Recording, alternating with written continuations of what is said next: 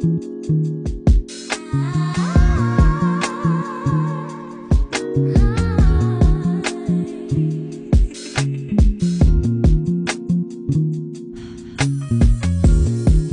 body's beat by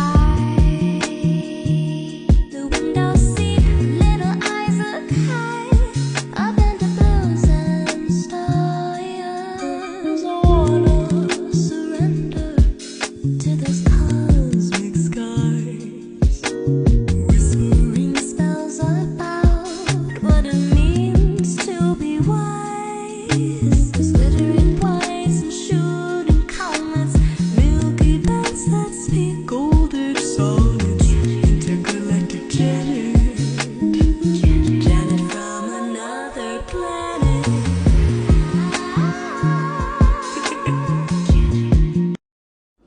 The waiting period. Today's topic on this video, we're going to talk about the waiting period. Now, this is for the my dear rose petals, those that are going to be working with me and under me, for me, etc., etc. Because we are building a much more stronger future. Not saying that this is bad, but we can always use a lot more work, guys. We're moving into eternal life, and so we definitely need to use our time wisely. Now, what I did notice in a lot of different shops, like, Starbucks, different restaurants, I did notice, like, when people, this is what I hate as a boss. When I walk into the store and all the employees are talking to each other versus working.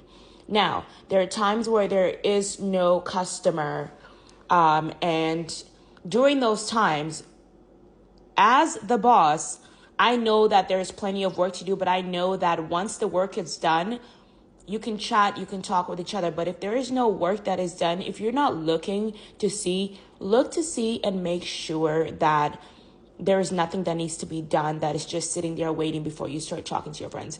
We do want to build like more of a therapeutic course where you guys can have a chat and talk to each other, get to know each other. Therapeutically, we want to build something, an online system. I know a lot of people don't like getting online, getting on camera.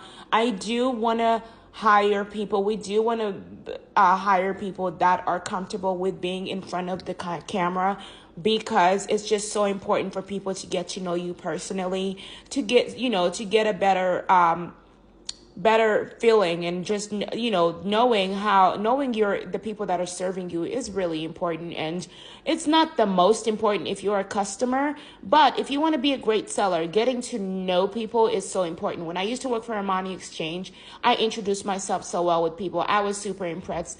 The store was super impressed. The store made #1 because of me for the very first time in 2014. And even if that store is already a great store, there are stores that do start failing at some point in their lives. So when I got there, I was so bubbly, so full of energy, but I was new. And so I definitely had so many people who were like, oh my God, are you the manager? Are you the owner? Are you this? I'm like, I'm not the owner of Armani, guys. I'm not the manager either, but I appreciate it. I'm just a salesperson, but thanks for the compliment. I'm the best seller.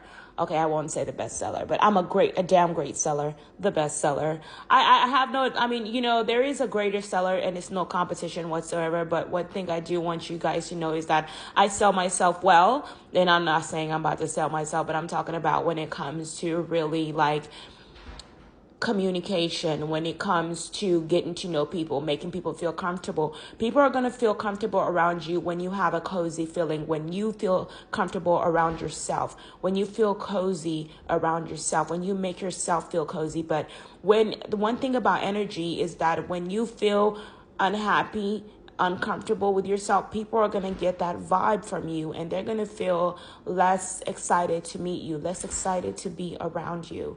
So it's very important to take care of yourself before you come to apply in any way. Now, I'm a business-minded person, so therefore, even if you've seen me while out, I just don't want people to.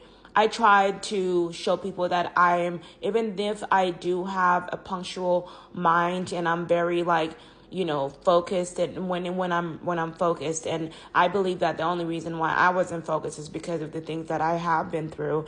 And I say that that's probably why a lot of people, like, especially, I mean, the Spanish community as well is no different. It's not that far or different from the Black community. And when I say this to you beautiful Spanish people, it's not to knock you and say that you don't have problems. Everybody in the world has problems. But what I'm saying is, I just try to see how much harder it is for a Black person. You guys, your hair is so much easier to deal with. Your skin might not have as much melanin, but you still don't suffer with like the lack of confidence. And like in the Black community, they're always telling the Black people that they're not beautiful enough. Their nose is too big. Their lips are too big. Everything. But nowadays, we've created a system where the Black community can see that they're beautiful, and they put them on TV, and they've shown them that even with your big lips, Kim Kardashian they all went under the knife to show you how beautiful your big booty is. And they've even dated some, I love the Kardashians, how they all gathered with Kanye West with some Black people, and my daughter is with some West Indians, and it's just beautiful. Like, everyone, grab yourself one of your favorite Black people and help them, Black person, and help them as much as you can, because you're going to need us. We are the most powerful people right now in the world, and we can't get mad. It's hard for us. It's really hard because we are, and being able to sit under the sun is a supernatural power, and you all can do it too. I'm just not the kind of person that worships my skin. I worship the sun, yes, and I love my skin and I love my body, but I'm not the kind of person that would want to rub it in a white person's face or a Black person's face, or a Spanish person's face. I'm the kind of person that wants to do deals, make deals with you. I say, let's share. I want to show you how beautiful you are. I love my own hair, but I've worn hair extensions and everything to tell you that, girl, your hair is beautiful. That Indian hair you rocking is the bomb. I'm spending so much money on it, but I'm not insecure about my hair that I'm about to just be wearing hair extensions for the rest of my life. I want to massage my scalp. I want to take care of my head. I want to be able to make sure I feel good. I want to, it's really hard to nourish your scalp and oil your scalp when you're always constantly wearing weaves and wigs and putting on glue. Like in the Black community, they always do that. That's why they're losing all their edges. And I'm not trying to make fun of y'all. I'm just letting you know that's the reason why you lose your edges, is if you're constantly putting, and especially when you don't know how to take that edge stuff off. A lot of the younger crowd in the Black community, like, we get so happy when our hair is done. You have no idea, because even Black people make fun of other Black people. Your hair is nappy, girl, you crusty, girl, stop doing that. Pick up a book and learn proper English. Don't make fun of other Black people. You're not making it easier. Okay, you're not making it easier for them. I've never went in the Black community and just started making fun of them. First of all, I'm not stupid, because I know that they're easily triggered, and a lot of them, they will fight you in a second. So the ones that are not very smart, so I'm not gonna even trigger them. I know better. I'm older than that. I'm better.